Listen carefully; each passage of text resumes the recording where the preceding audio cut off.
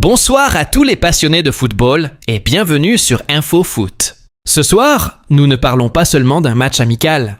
Nous parlons d'honneur, de fierté et d'une démonstration de force. Ce samedi 28 mars 2026 au Stade de France, le Sénégal n'a pas seulement affronté le Pérou, il a envoyé un message au monde entier.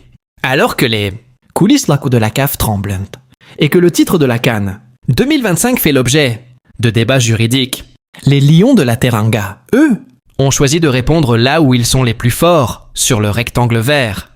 Une victoire 2-0 net, sans bavure, dans une ambiance de fête nationale en plein cœur de Paris. Comment Pape Thiaw a-t-il orchestré ce succès?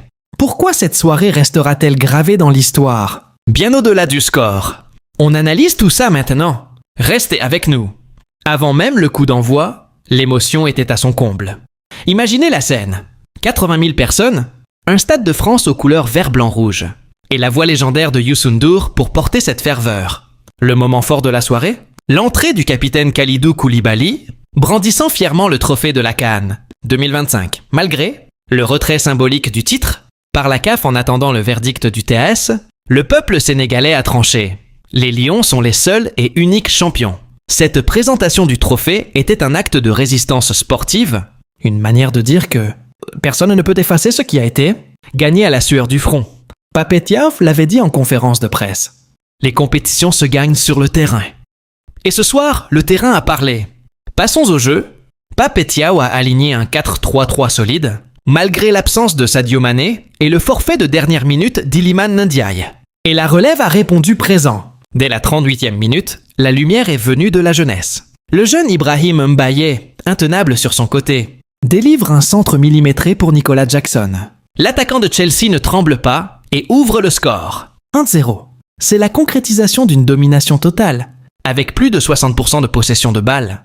En seconde période, les Lions n'ont pas relâché la pression.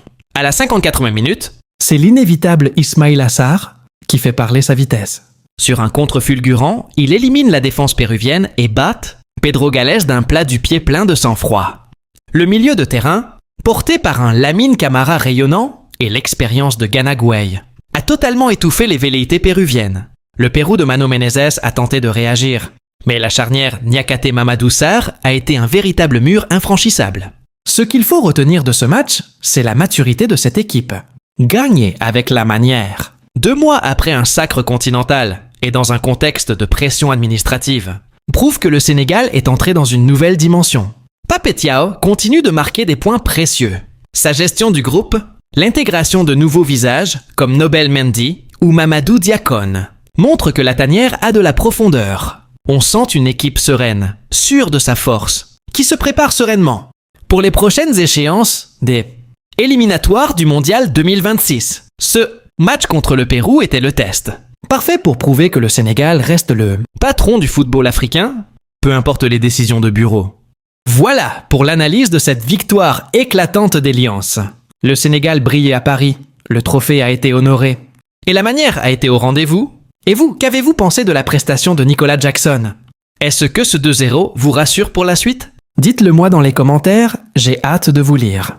N'oubliez pas de liker la vidéo, de vous abonner à InfoFoot pour ne rien rater de l'actualité de nos Lions. C'était votre dose de foot. On se retrouve très vite pour une nouvelle analyse.